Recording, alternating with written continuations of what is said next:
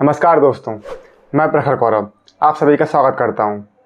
आपने आपके आसपास कुछ लोग ऐसे ज़रूर देखे होंगे जो दूसरों की टिप्स से स्टॉक मार्केट में पैसा लगाते हैं और लॉस हो जाने पर स्टॉक मार्केट को गैम्बलिंग कहना शुरू कर देते हैं। और ऐसे लोग ज़्यादातर स्टॉक मार्केट में नुकसान ही करते हैं। उनको ऐसा लगता है कि स्टॉक मार्केट में रातों रात पैसा डबल ट्रिपल हो जाता है। ये सही है कि स्टॉक मार्केट में बहुत से लोगों ने कम समय में पैसा डबल ट्रिपल किया है। वट कैसे होता है और किसका होता है, ये समझना बहुत ज़्यादा इम्पोर्टेंट है।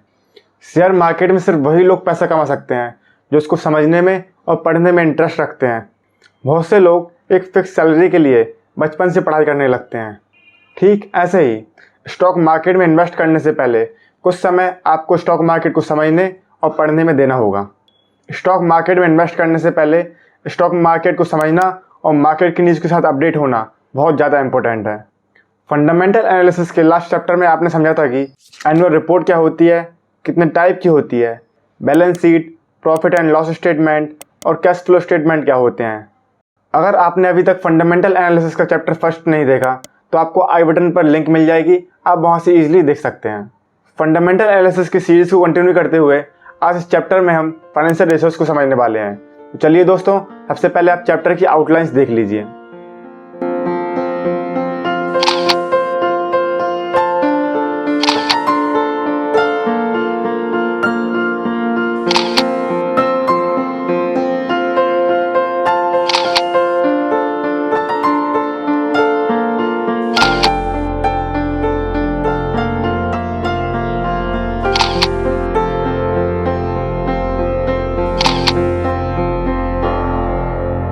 फाइनेंशियल रेशियो को समझने से पहले हम रेशियो को समझते हैं। तो रेशियो क्या होते हैं? A ratio tell us how much of one thing we have compared to another thing, and in financial ratios we compare the size of one line item with another.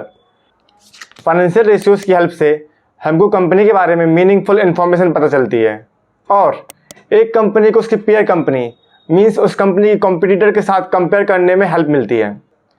जैसे आपको आपकी हेल्थ के बारे में पता लगाना है तो आप बहुत से टेस्ट कराते हैं, फिर इसके बाद पता चलता है कि आपकी हेल्थ ठीक है या नहीं। ठीक इसी तरह अगर आपको किसी कंपनी की हेल्थ का पता करना है तो उसके लिए फाइनेंशियल रेशियोज की हेल्प लेनी पड़ती है। फाइनेंशियल रेशियोज कंपनी की balance sheet, profit and loss statement और कैश फ्लो स्टेटमेंट की हेल्प से निकाले जाते हैं। Balance sheet, profit and loss statement और कैश फ्लो स्टेटमेंट को आप फाइनेंशियल एनालिसिस के चैप्टर 1 में अच्छे से समझ सकते हैं। ज़्यादातर फाइनेंशियल रेशियोज कंपनी के प्रॉफिट एंड लॉस स्टेटमेंट और बैलेंस शीट से निकाले जाते हैं। Profit and loss statement it gives us a summary of business revenue and expenses over a period of time, और balance sheet is a snapshot of business assets, liabilities और equity at a point in time. Financial ratios को 5 group में categorize किया गया है। First, profitability ratio, second, liquidity ratio, then leverage ratio, then efficiency ratio, and last one valuation ratio। तो सबसे पहले profitability ratio को समझते हैं। इससे ये समझ आता है कि कंपनी प्रॉफिट जनरेट कर रही है या फिर नहीं। प्रॉफिटेबिलिटी रेशियो को भी 2 कैटेगरीज में डिवाइड किया गया है। फर्स्ट, मार्जिन रेशियोज मीन्स वो प्रॉफिट जो गुड्स एंड सर्विसेज को बेचकर जनरेट किया गया है। मार्जिन रेशियोज 4 टाइप्स के होते हैं: gross profit margin, operating profit margin, pre tax margin और नेट प्रॉफिट मार्जिन। और सेकंड होते हैं रिटर्न रेशियोज मींस जो भी आपने कंपनी में इन्वेस्ट किया उससे कितने % रिटर्न मिला। ये भी 4 टाइप्स के होते हैं: return on equity ratio, return on asset ratio, return on capital employed ratio और return on investment ratio.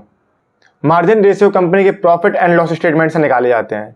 Margin ratios को समझने से पहले प्रॉफिट एंड लॉस स्टेटमेंट की कुछ टर्म्स को समझ लेते हैं। जैसे एबी कॉरपोरेशन का एक journal profit and loss statement समझते हैं, जिससे सभी मार्जिन रेशियोज क्लियर समझ आएंगे। मान लेते हैं एबी कॉरपोरेशन का रेवेन्यू एक फाइनेंशियल ईयर में जो गुड्स एंड सर्विसेज को सेल करने से जनरेट हुआ है वो है 10 करोड़ और कॉस्ट ऑफ गुड्स सोल्ड है 7 crore. Cost of goods sold COGS में वो एक्सपेंसेस आते हैं जो प्रोडक्ट मैन्युफैक्चरिंग में डायरेक्टली लगते हैं, जैसे material cost, labour cost. Cost of goods sold को कॉस्ट ऑफ मटेरियल कंज्यूम्ड भी कहा जाता है। जब रेवेन्यू में से कॉस्ट ऑफ गुड्स सोल्ड को माइनस कर देते हैं तो ग्रॉस प्रॉफिट मार्जिन मिल जाता है। एवी कॉरपोरेशन के केस में ये 3 करोड़ रुपए है। उसमें फिर आपने कंपनी के ऑपरेटिंग एक्सपेंसेस जैसे marketing expenses, office expenses minus कर दिए तो आपको EBITDA means earning before interest, taxes, depreciation and amortization मिल जाएगा। इसके बाद एबिटडा में से जब डेप्रिसिएशन एंड अमोर्टाइजेशन माइनस कर देते हैं तो आपको EBIT means earning before interest, taxes मिल जाता है। इसको ऑपरेटिंग प्रॉफिट भी कहते हैं। इसके बाद ऑपरेटिंग प्रॉफिट में से जब इंटरेस्ट माइनस कर देते हैं तो PBT means profit before tax मिल जाता है। इसके बाद टैक्सेस माइनस कर देंगे तो PAT means profit after tax मिल जाता है। इसको नेट प्रॉफिट भी कहते हैं। एवी कॉरपोरेशन के केस में नेट प्रॉफिट है 1 करोड़ रुपए। As you can see there are 3 type of profit in income statement: gross profit, operating profit और नेट प्रॉफिट। अब सभी मार्जिन रेशियोज को समझते हैं।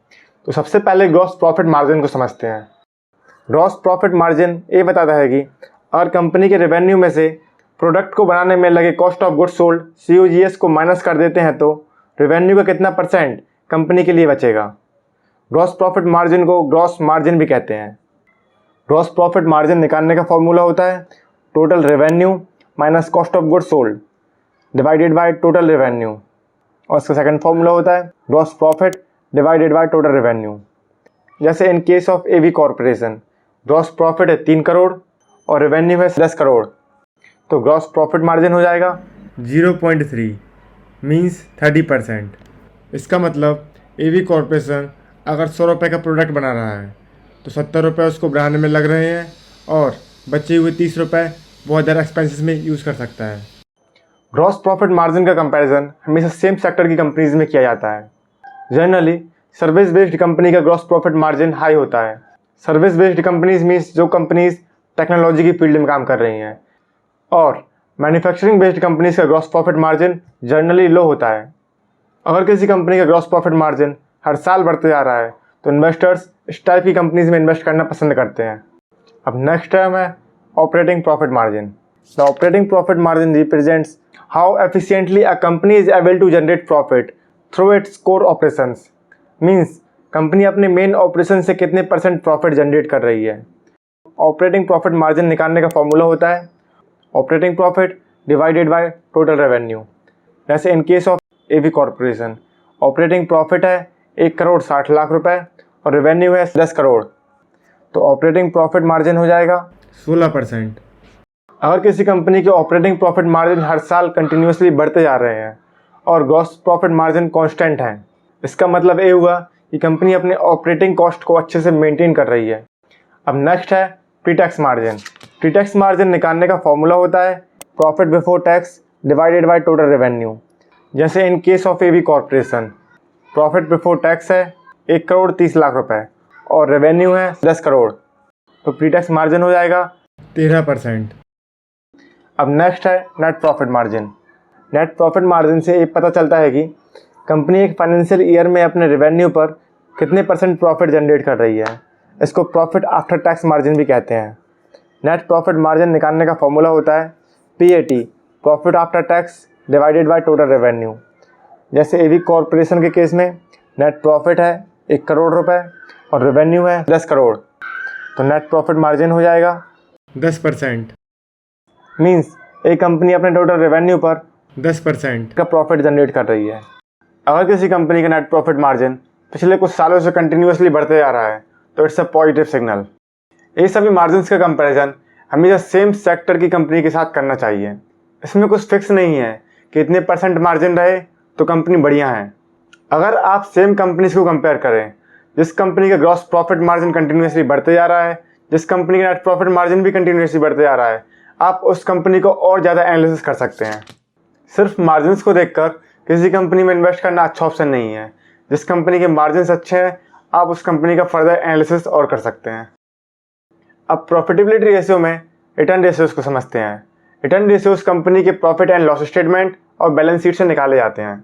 रिटर्न रेशियो समझने से पहले बैलेंस शीट की कुछ टर्म्स अच्छे से समझ लेते हैं, जिससे सभी रेशियोज आपको क्लियर समझ आएंगे। अगर एवी कॉरपोरेशन की बैलेंस शीट देखें तो अगर आप एसेट साइड देखेंगे तो आपको टोटल एसेट्स देखने को मिल जाएंगे, जो कि नॉन करेंट एसेट्स और करेंट एसेट्स को ऐड करने से मिलेंगे। और अगर आप लाइबिलिटी साइड देखेंगे तो सबसे पहले आपको टोटल इक्विटी देखने को मिल जाएगी, और उसके बाद टोटल लाइबिलिटीज़, और total liabilities and total equity को ऐड करने से आपको टोटल इक्विटी एंड लाइबिलिटीज़ देखने को मिल जाएगी। तो सबसे पहले रिटर्न ऑन इन्वेस्टमेंट ROI को समझते हैं। ROI मीन्स आपने एक पर्टिकुलर टाइम में किसी इन्वेस्टमेंट से कितने % रिटर्न कमाया। रिटर्न ऑन इन्वेस्टमेंट को ROC, रिटर्न ऑन कैपिटल भी कहा जाता है। ROI निकालने का फॉर्मूला होता है net profit divided by cost of investment. ROI हमको ये बताता है कि एक बिजनेस में इन्वेस्टमेंट करने के बाद एक फिक्स पीरियड में कितना प्रॉफिट हुआ या फिर कितना लॉस हुआ। एक एग्जाम्पल से समझते हैं। जैसे आपने किसी कंपनी या प्रोजेक्ट में 1 लाख रुपए इन्वेस्ट किए और 1 साल बाद आपकी इन्वेस्टमेंट हो गई 1,20,000, मीन्स आपने 20,000 रुपये का प्रॉफिट किया। सो अकॉर्डिंग टू फॉर्मूला आपको ROI मिलेगा 20%।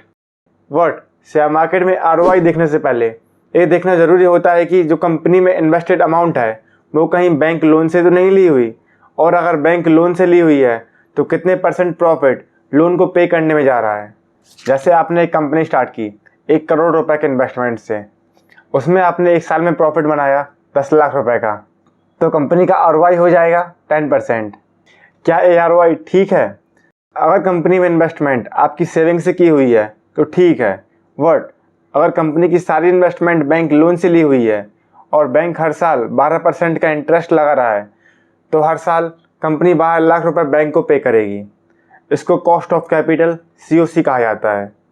यहाँ प्रॉब्लम ये है कि जो ROI है COC से कम है, मीन्स बैंक को आप 12 लाख रुपए पर ईयर दे रहे हैं और आपको उस लोन से सिर्फ 10 लाख का प्रॉफिट हो रहा है, तो क्लियर दिख रहा है कंपनी लॉस कर रही है 2 लाख का एवरी ईयर। COC को, कॉस्ट ऑफ कैपिटल को कुछ इस तरह समझ सकते हैं कि जैसे कंपनी ने अलग अलग जगह से फंड उठाया।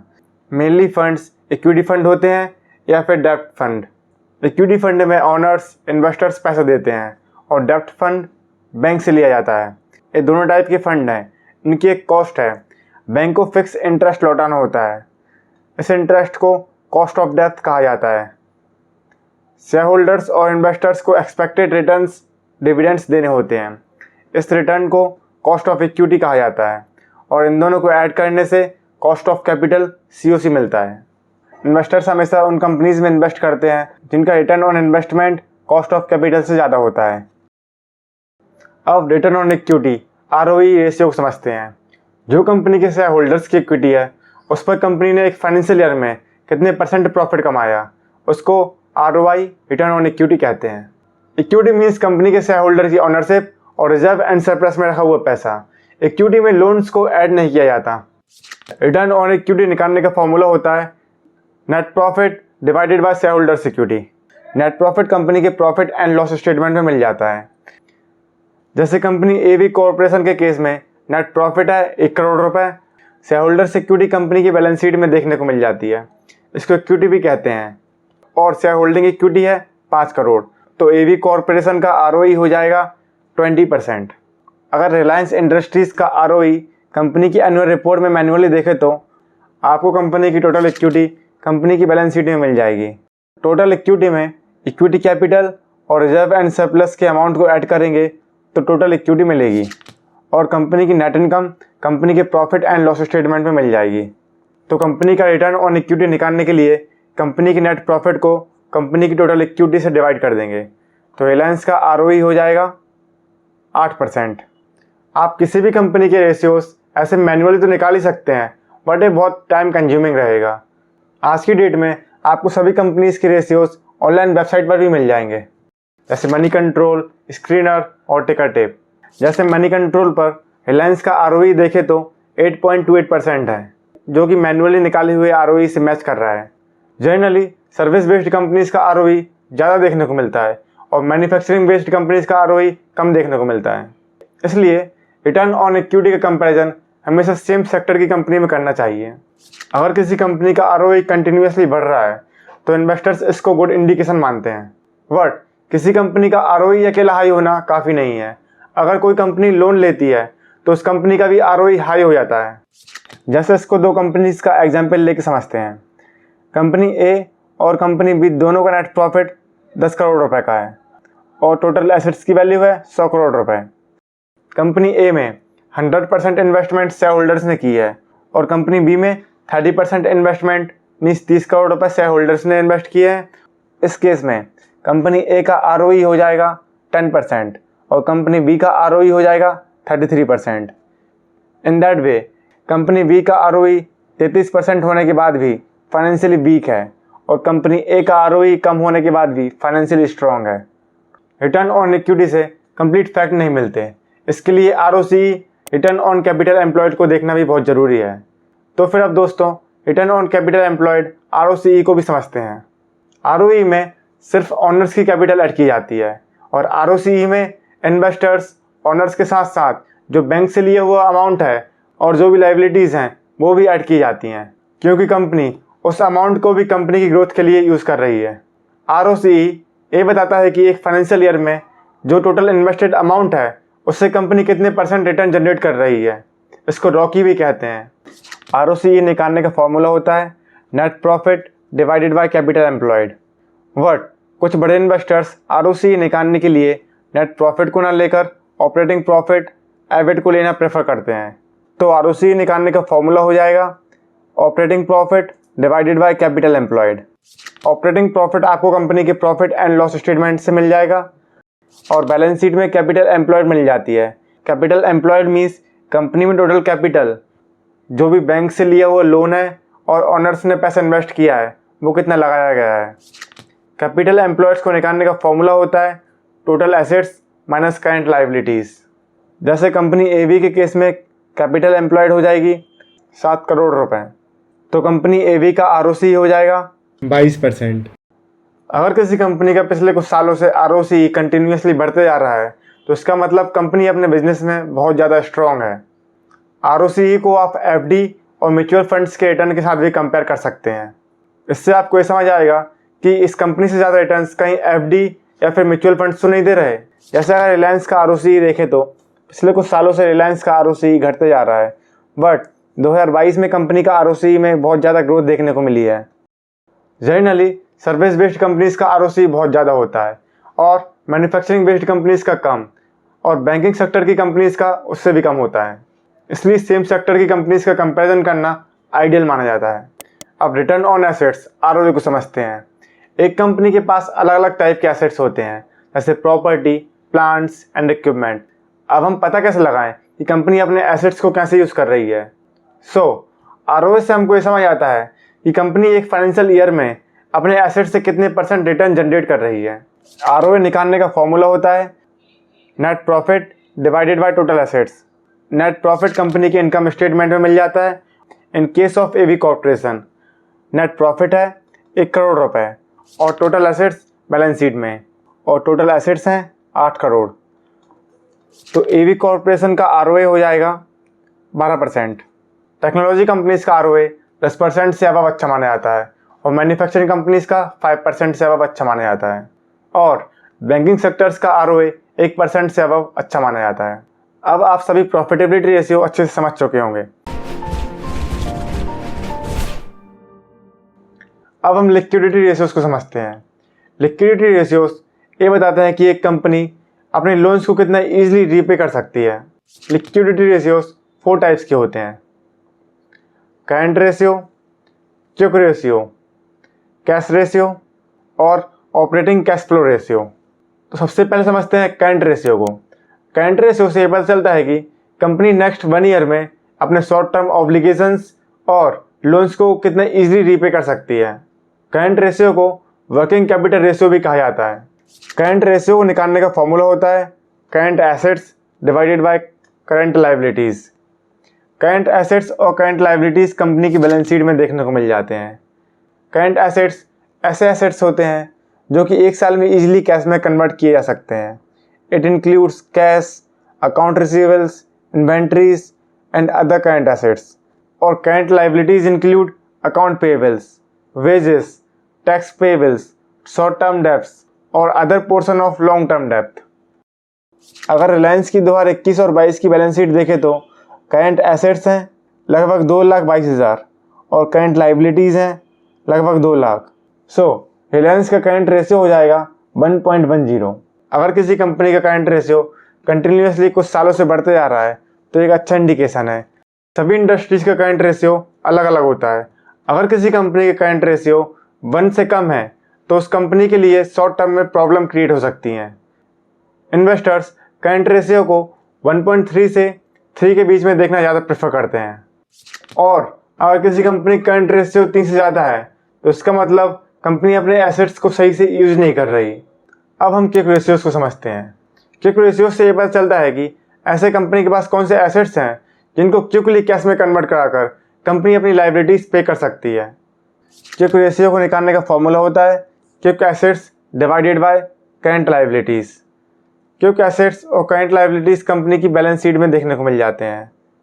क्विक एसेट्स ऐसे एसेट्स होते हैं जो 1 या फिर 2 मंथ में कैश में कन्वर्ट हो जाते हैं, जैसे cash equivalent, market securities, net account receivables. Quick ratio अगर 1 से कम है तो कंपनी के लिए शॉर्ट टर्म में प्रॉब्लम्स क्रिएट हो सकती हैं। जनरली इन्वेस्टर्स क्विक रेशियो को 1 से 2.5 के बीच में देखना ज़्यादा प्रेफर करते हैं। अगर किसी कंपनी का क्विक रेशियो 2.5 से ज़्यादा है, इसका मतलब कंपनी अपनी शॉर्ट टर्म एसेट्स का सही से यूटिलाइज नहीं कर रही। एक कंपनी के क्विक रेशियो को उसी इंडस्ट्री के एवरेज क्विक रेशियो और सिमिलर इंडस्ट्री की कंपनीज के साथ कंपेयर करना चाहिए। नेक्स्ट है कैश रेशियो। करंट रेशियो में ये पता चलता है कि कंपनी की 1 साल तक की फाइनेंशियल सिचुएशन कैसी है। क्विक रेशियोज और भी ज़्यादा कंजर्वेटिव हो जाते हैं। ऐसे कौन से एसेट्स हैं जिनको बेचकर कंपनी 2 या 3 महीने में अपना लोन रीपे कर सकती है। और कैश रेशियो क्विक रेशियो से भी ज़्यादा कंजर्वेटिव होते हैं। इसमें सिर्फ कैश और कैश इक्विवेलेंट को ही लिया जाता है। कैश रेशियो निकालने का फॉर्मूला होता है cash plus cash equivalent means short term investment divided by current liabilities. Cash और कैश इक्विवेलेंट और करंट लायबिलिटीज़ कंपनी की बैलेंस शीट में देखने को मिल जाएंगे। कैश रेशियो जनरली इन्वेस्टर्स देखते तो नहीं हैं, बट बैंक्स लोन देने से पहले कंपनी का कैश रेशियो ज़रूर देखते हैं। नेक्स्ट है operating cash flow ratio. Operating cash flow ratio से ये पता चलता है कि जो भी कंपनी के पास नॉर्मल ऑपरेशंस के लिए कैश रिजर्व है, उनसे कंपनी अपनी करंट लायबिलिटीज़ कितने ईजिली पे कर सकती है। ऑपरेटिंग कैश फ्लो निकालने का फॉर्मूला होता है operating cash flow divided by current liabilities. Operating cash flow company के कैश फ्लो स्टेटमेंट में देखने को मिल जाएगा और करंट लायबिलिटीज़ कंपनी की बैलेंस शीट में देखने को मिल जाएंगी। अब आप लिक्विडिटी रेशियो देखना समझ चुके होंगे।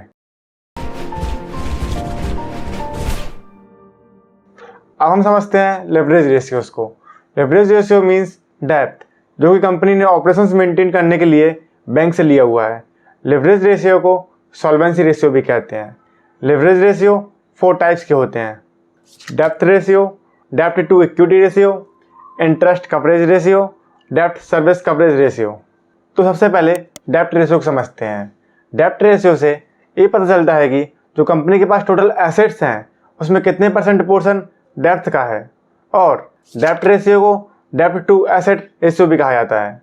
डेप्थ रेशियो निकालने का फॉर्मूला होता है total depth divided by total assets. Total depth और टोटल एसेट्स कंपनी की बैलेंस शीट में देखने को मिल जाते हैं। टोटल डेप्थ में लॉन्ग टर्म डेप्थ और शॉर्ट टर्म डेप्थ दोनों डेप्थ को ऐड किया जाता है।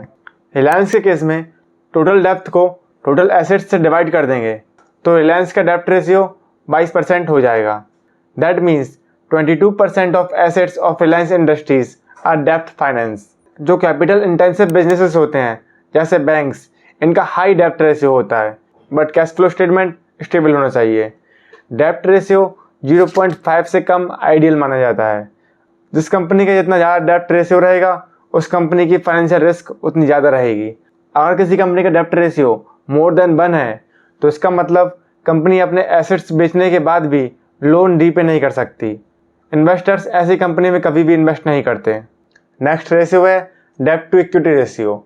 डेप्थ टू इक्विटी रेशियो एक बिजनेस के टफ टाइम में कंपनी की सभी लायबिलिटीज़ पे करने की एवेबिलिटी को बताता है। डेप्थ टू इक्विटी रेशियो निकालने का फॉर्मूला होता है total depth divided by total share holders equity.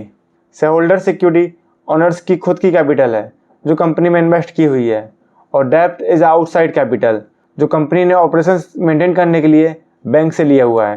Total depth और total share holder equity company की बैलेंस शीट में लायबिलिटी साइड देखने को मिल जाएंगे। टोटल डेप्थ में लॉन्ग टर्म और शॉर्ट टर्म दोनों डेप्थ ऐड किए जाते हैं। रिलायंस के केस में अगर टोटल डेप्थ को टोटल इक्विटी से डिवाइड कर देते हैं तो डेप्थ टू इक्विटी रेशियो हो जाएगा 0.41। डेप्थ टू इक्विटी रेशियो एक से कम आइडियल माना जाता है और जो कैपिटल इंटेंसिव बिजनेसेस होते हैं जैसे बैंक्स और फाइनेंशियल कंपनीज, इनका हाई डेप्थ रेशियो एक्सेप्टेबल होता है। नेक्स्ट है interest payment ratio. Interest payment ratio से ये पता चलता है कि एक कंपनी अपने लोन्स की इंटरेस्ट पेमेंट कितने आसानी से पे कर सकती है।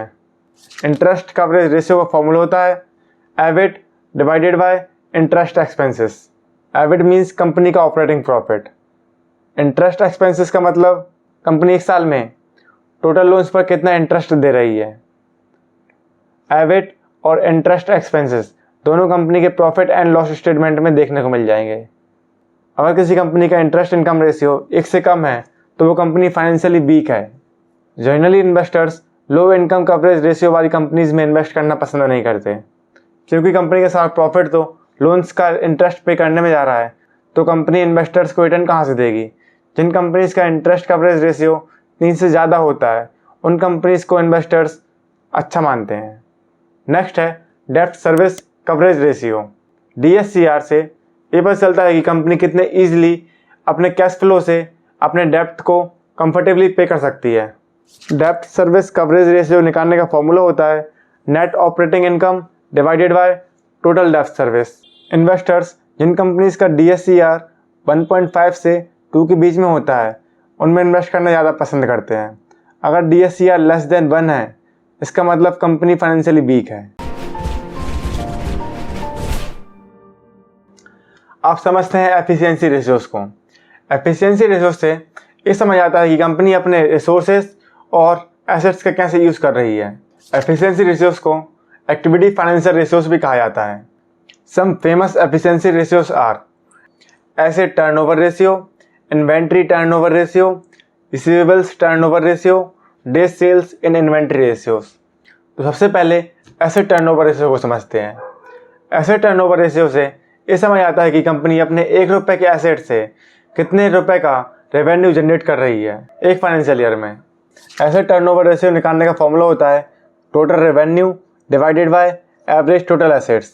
एवरेज टोटल एसेट्स निकालने का फॉर्मूला होता है assets at end of year plus assets at starting of a year divided by 2। Revenue company के प्रॉफिट एंड लॉस स्टेटमेंट में देखने को मिल जाता है और एवरेज टोटल एसेट्स कंपनी की बैलेंस शीट में मिल जाते हैं। The higher the asset turnover ratio the better the company is performing. Next term है इन्वेंट्री टर्नओवर रेशियो।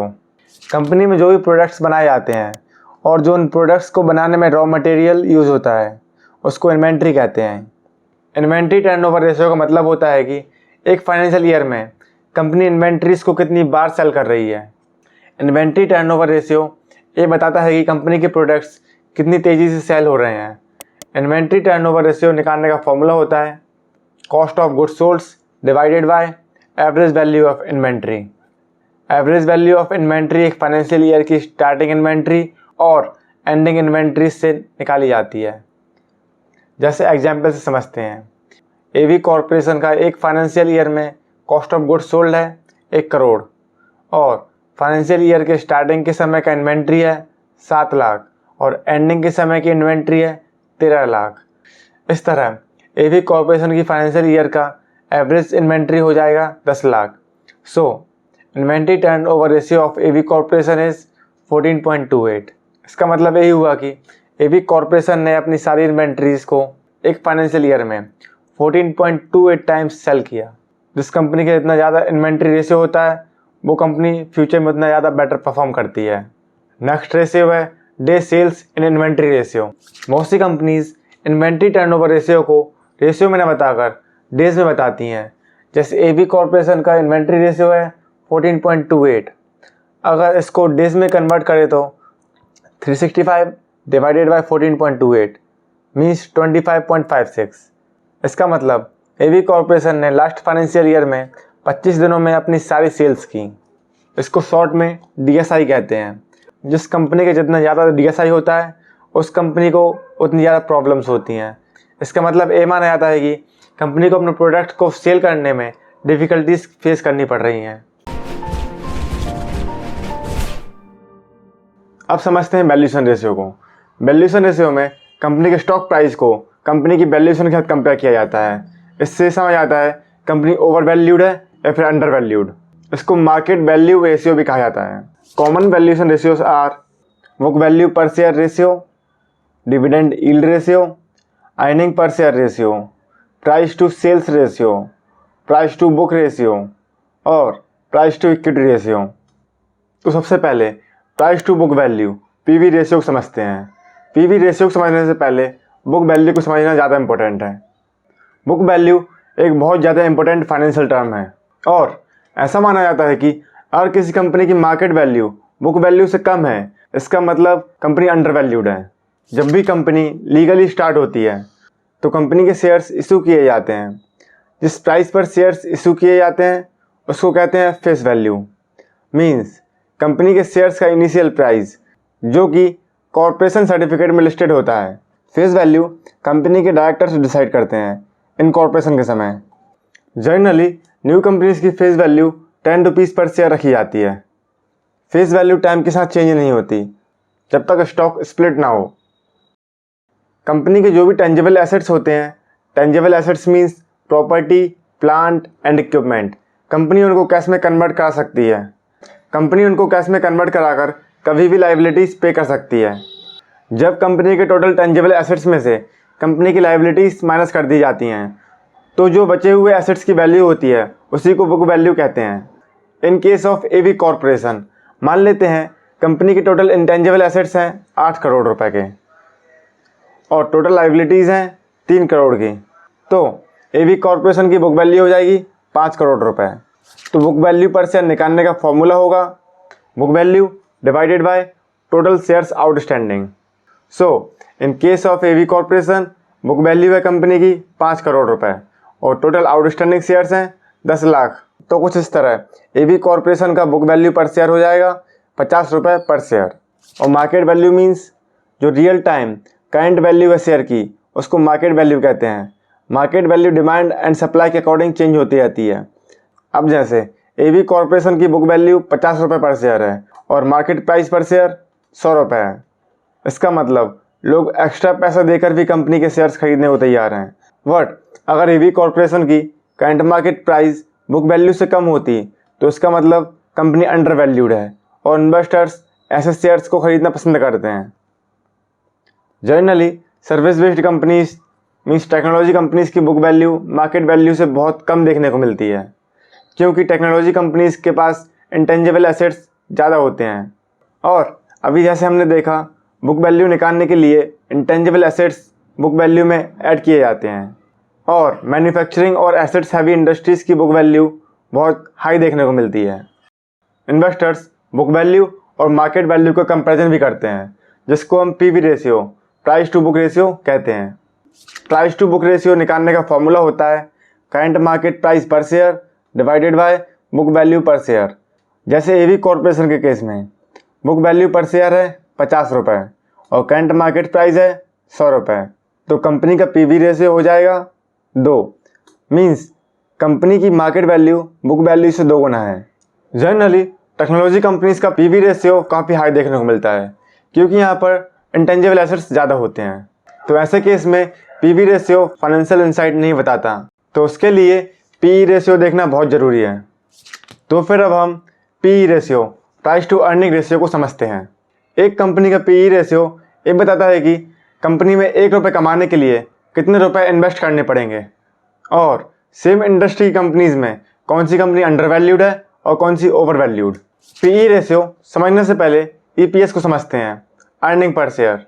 नाम से ही क्लियर हो रहा है, अगर कोई कंपनी अपना सारा प्रॉफिट अपने इन्वेस्टर्स के साथ शेयर कर देती है तो एक शेयर पर इन्वेस्टर को कितना पैसा मिलेगा। जनरली कंपनी जो भी पैसा कमाती है वो कंपनी ग्रोथ में लगाती है और कुछ पैसा एज ए डिविडेंड इन्वेस्टर को दे देती है। ईपीएस निकालने का फॉर्मूला होता है company profit divided by number of outstanding shares. Company का नेट प्रॉफिट कंपनी के प्रॉफिट एंड लॉस स्टेटमेंट में देखने को मिल जाता है और कंपनी के आउटस्टैंडिंग शेयर्स निकालने का फॉर्मूला होता है कंपनी की market cap divided by current market price of company. आप ईपीएस को कंपनी के प्रॉफिट एंड लॉस स्टेटमेंट में बॉटम साइड भी देख सकते हैं। अगर किसी कंपनी का ईपीएस पिछले कुछ सालों से कंटिन्यूसली बढ़ते जा रहा है तो इन्वेस्टर्स ऐसे कंपनी का एनालिसिस करना पसंद करते हैं। अगर एवी कॉर्पोरेशन का ईपीएस निकाले तो नेट प्रॉफिट है 1 करोड़ और नंबर ऑफ आउटस्टैंडिंग शेयर्स हैं 10 लाख, तो ईपीएस हो जाएगा 10 रुपये। मीन्स एवी कॉर्पोरेशन एक शेयर पर 10 रुपये का प्रॉफिट कमा रही है। अब पी रेशियो का फॉर्मूला समझते हैं। करंट मार्केट प्राइस पर share divided by earning per share. तो जैसे एवी कॉर्पोरेशन की करंट मार्केट प्राइस है 100 रुपये और ईपीएस है 10 रुपये, तो पीई रेशियो हो जाएगा 10। इसका मतलब ये हुआ कि जो भी अर्निंग्स और प्रॉफिट पर शेयर है कंपनी का, उसकी तुलना में आप 10 गुना आज देने को तैयार हैं। मीन्स 10 रुपये का प्रॉफिट कमाने के लिए आप 100 रुपये इन्वेस्ट करने के लिए तैयार हैं। पीई रेशियो को कंपैरिजन हमेशा सेम इंडस्ट्री की कंपनी और एवरेज इंडस्ट्री पीई के साथ करना चाहिए। इंडस्ट्री पीई मतलब उस पूरी इंडस्ट्री का पीई रेशियो। अगर किसी कंपनी का पीई रेशियो इंडस्ट्री के एवरेज पीई रेशियो से कम है तो इसका मतलब कंपनी अंडर वैल्यूड है, या फिर इन्वेस्टर्स को कंपनी के फ्यूचर पोटेंशियल पर बिलीव नहीं है। इसलिए कम पीई वाली कंपनीज का अच्छे से एनालिसिस करना बहुत ज़रूरी होता है। अगर किसी कंपनी का PE ratio industry average PE ratio से ज़्यादा है तो इसका मतलब कंपनी ओवर वैल्यूड है। मीन्स कंपनी की शेयर प्राइस बहुत ज़्यादा महंगी है, या फिर इन्वेस्टर्स को कंपनी के फ्यूचर पोटेंशियल पर बहुत ज़्यादा बिलीव है। अब समझते हैं price to sales PS ratio को। सेल्स का मतलब होता है कंपनी के प्रोडक्ट्स और गुड्स को बेचकर मिला हुआ पैसा। Price to sales PS ratio से ये समझ आता है कि इन्वेस्टर्स कंपनी के सेल्स के अकॉर्डिंग कितना रुपए इन्वेस्ट करने के लिए तैयार हैं। पीएस रेशियो निकालने का फॉर्मूला होता है share price divided by sales per share. Share price means company की करंट मार्केट प्राइस, और सेल्स पर शेयर को पता करने के लिए total sales means total revenue को कंपनी के टोटल आउटस्टैंडिंग शेयर से डिवाइड करना होगा। तो प्राइस टू सेल्स का फॉर्मूला कुछ इस तरह हो जाएगा। रेवेन्यू कंपनी के प्रॉफिट एंड लॉस स्टेटमेंट में मिल जाएगा और कंपनी के नंबर ऑफ शेयर्स कंपनी की मार्केट कैप को कंपनी की करंट मार्केट प्राइस से डिवाइड कर देंगे तो मिल जाएगा। इस फॉर्मूले को और सिंपल वे में लिखे तो कुछ इस तरह दिखेगा। अगर शेयर प्राइस को कंपनी के आउटस्टैंडिंग शेयर से मल्टीप्लाई करें तो कंपनी की मार्केट कैप मिल जाएगी। तो प्राइस टू सेल निकालने का फॉर्मूला हो जाएगा कंपनी की market cap divided by sales. जैसे एवी कॉर्पोरेशन के केस में कंपनी की मार्केट कैप है 10 करोड़ रुपए और टोटल सेल्स है 10 करोड़, तो एवी कॉर्पोरेशन का पीएस रेशियो हो जाएगा 1। इसका मतलब ये हुआ कि कंपनी की 1 रुपये की सेल के लिए इन्वेस्टर्स 1 रुपये इन्वेस्ट करने को तैयार हैं। अगर पीएस रेशियो 5 होता तो इसका मतलब कंपनी की 1 रुपये की सेल्स के लिए इन्वेस्टर्स 5 रुपये इन्वेस्ट करने को तैयार हैं। मतलब कंपनी की मार्केट कैप 5 टाइम्स ज़्यादा है कंपनी की सेल्स से। पीएस रेशियो कंपैरिजन हमेशा सेम इंडस्ट्री की कंपनी में करना चाहिए। जनरली पीएस रेशियो उन कंपनीज का निकाला जाता है जो कंपनीज लॉस में चल रही हैं, क्योंकि उनका पीई रेशियो नहीं निकाला जाता। क्योंकि पीई रेशियो निकालने के लिए कंपनी को प्रॉफिटेबल होना बहुत ज़रूरी होता है। बहुत से इन्वेस्टर्स ये भी मानते हैं कि कंपनी के प्रॉफिट को मैनिपुलेट किया जा सकता है, बट सेल्स और रेवेन्यू को मैनिपुलेट करना मुश्किल है। इसलिए इन्वेस्टर्स पी रेशियो के साथ साथ पीएस रेशियो देखना भी प्रेफर करते हैं। अब समझते हैं प्राइस पर earning to growth PEG ratio को। पीएसजी रेशियो ये बताता है कि एक कंपनी अपने अर्निंग ग्रोथ के कंपैरिजन में ओवर वैल्यूड है या फिर अंडर वैल्यूड। पीई और ग्रोथ के बीच में क्या कंपैरिजन होता है ये हमको पीईजी रेशियो से पता चलता है। इन्वेस्टर्स ऐसा मानते हैं कि जिस कंपनी का PE ratio average industry PE से ज़्यादा होता है वो कंपनी ओवर वैल्यूड होती है, और जिस कंपनी का पीई एवरेज इंडस्ट्री पीई से कम होता है वो कंपनी अंडर वैल्यूड होती हैं। बट क्या ये प्रेडिक्शन सही है? क्योंकि अगर आप जितनी भी बड़ी और अच्छी कंपनी देखेंगे उन सभी का आपको पीई हाई देखने को मिलेगा। तो इसी प्रॉब्लम को देखते हुए इन्वेस्टर्स ने पीईजी रेशियो देखना शुरू किया। कंपनी का पीईजी रेशियो निकालने के लिए कंपनी के पीई रेशियो को कंपनी के अर्निंग ग्रोथ से डिवाइड करते हैं। अर्निंग ग्रोथ मीन्स एक कंपनी एक फाइनेंशियल ईयर में कितने % से ग्रोथ कर रही है। जैसे एवी कॉर्पोरेशन का एक एग्जांपल देखते हैं। मान लेते हैं 2018-19 के फाइनेंशियल ईयर में एवी कॉर्पोरेशन का ईपीएस है 100 रुपीज़, और 19-20 में 130 रुपीज़ और 20-21 में 174 रुपीज़। तो यहाँ पिछले कुछ सालों का ग्रोथ देखकर नेक्स्ट ईयर का ग्रोथ निकाला जाता है। 2018-19 में कंपनी का ईपीएस 30% एनुअली ग्रो हुआ। 2021 में कंपनी का EPS 33% एनुअली ग्रो हुआ। तो ऐसा अज्यूम किया जाता है कि नेक्स्ट फाइनेंशियल ईयर कंपनी का EPS 33% ग्रो होगा। तो अगर AV कॉर्पोरेशन का PEG रेशियो निकाले तो PE रेशियो है 10 और अर्निंग ग्रोथ है 33%। तो AV कॉर्पोरेशन का PEG रेशियो हो जाएगा 0.303। अगर किसी कंपनी का PEG रेशियो 1 से कम होता है तो ऐसा माना जाता है कि कंपनी अंडर वैल्यूड है, और अगर 1 से ज़्यादा है तो इसका मतलब कंपनी ओवर वैल्यूड है। इन्वेस्टर्स 1 या 1 से कम PEG रेशियो वाले स्टॉक को खरीदना पसंद करते हैं। PEG ratio non dividend yield वाले स्टॉक्स के लिए काम करता है, और जो कंपनीज हैवी डिविडेंड देती हैं उन कंपनीज का फेयर PEG रेशियो निकालना मुश्किल होता है। तो फिर अब डिविडेंड यील्ड रेशियो को समझते हैं। इन्वेस्टर्स को सबसे ज़्यादा खुशी जब होती है जब कोई कंपनी डिविडेंड देती है। आखिर कोई कंपनी डिविडेंड क्यों देती है? जब भी कंपनी कोई प्रॉफिट जनरेट करती है तो उसके पास 2 ऑप्शंस होते हैं, या तो कंपनी अपना सारा प्रॉफिट फिर से कंपनी में री इन्वेस्ट कर दे, या फिर प्रॉफिट का कुछ पार्ट कंपनी अपने इन्वेस्टर्स को दे दे जो इतने लंबे समय से कंपनी के स्टॉक्स को होल्ड किए हुए हैं। तो इसी प्रॉफिट को डिविडेंड कहते हैं। कुछ कंपनीज अपने इन्वेस्टर्स को जो भी प्रॉफिट बनाया होता है उसका कुछ part as a dividend investors को दे देती हैं। इससे इन्वेस्टर्स इन्वेस्टेड अमाउंट को और लंबे समय तक कंपनी में इन्वेस्ट रहने दें, जिससे इनडायरेक्टली कंपनी का ही पैसा बनेगा। क्या सभी कंपनीज डिविडेंड देती हैं? ऐसा नहीं है। बहुत सी कंपनीज प्रॉफिट होने के बाद भी अपने शेयर होल्डर्स को डिविडेंड नहीं देती। वो कंपनी उस प्रॉफिट को कंपनी में इन्वेस्ट कर देती है, क्योंकि उनको पता होता है उस पैसे से कंपनी और भी ज़्यादा ग्रो कर सकती है और कंपनी का शेयर प्राइस बढ़ेगा, जिससे इनडायरेक्टली फ्यूचर में इन्वेस्टर्स को ही प्रॉफिट होना है। और जो कंपनी डिविडेंड दे रही है, ऐसा नहीं कि वो फ्यूचर में भी दे। ये कम्प्लीटली कंपनी के बोर्ड ऑफ डायरेक्टर्स पर डिपेंड करता है कि वो कितना डिविडेंड देंगे और कब देंगे। कंपनी जो भी डिविडेंड इशू करती है वो फेस वैल्यू पर शेयर पर दिया जाता है। जैसे AV कॉर्पोरेशन की फेस वैल्यू है 10 रुपये और करंट मार्केट प्राइस है 100 रुपये, तो कंपनी ने 50% डिविडेंड डिक्लेयर किया। तो इसका मतलब ये है कि कंपनी ने अपनी फेस वैल्यू पर 50% डिविडेंड दिया है। तो ऐसे में डिविडेंड हो जाएगा 50% ऑफ फेस वैल्यू, मीन्स 5 रुपये पर शेयर। ऐसे बहुत से बड़े इन्वेस्टर्स होते हैं जो सिर्फ उन्हीं कंपनी में इन्वेस्ट करते हैं जो अच्छा खासा डिविडेंड देती हैं। तो हम कैसे पता करें कि कौन सी कंपनी 1 साल में कितना डिविडेंड दे रही है? इसको इन्वेस्टर्स डिविडेंड यील्ड से पता करते हैं। डिविडेंड यील्ड से ये पता चलता है कि कंपनी 1 साल में जो स्टॉक की करंट मार्केट प्राइस है उसका कितने % डिविडेंड दे रही है। डिविडेंड यील्ड निकालने का फॉर्मूला होता है annual dividend per share divided by price पर शेयर।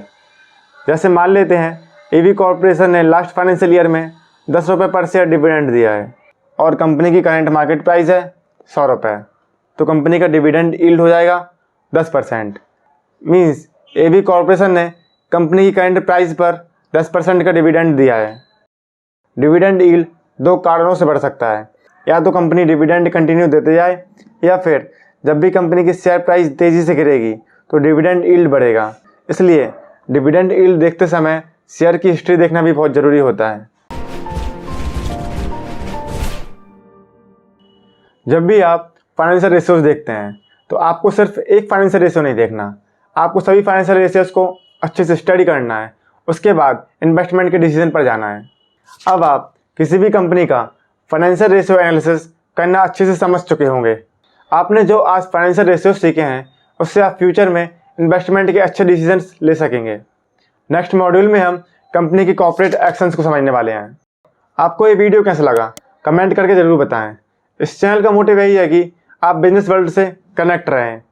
अगर आपको वीडियो इन्फॉर्मेटिव लगा हो तो लाइक करके प्यार ज़रूर दें, और अगर आप इस चैनल पर पहली बार आए हैं तो इस चैनल को सब्सक्राइब और बेल आइकन पर क्लिक कर दीजिए, जिससे आने वाली वीडियोस का रेगुलर अपडेट आपको मिलता रहे। Do research, invest safe. Thank you.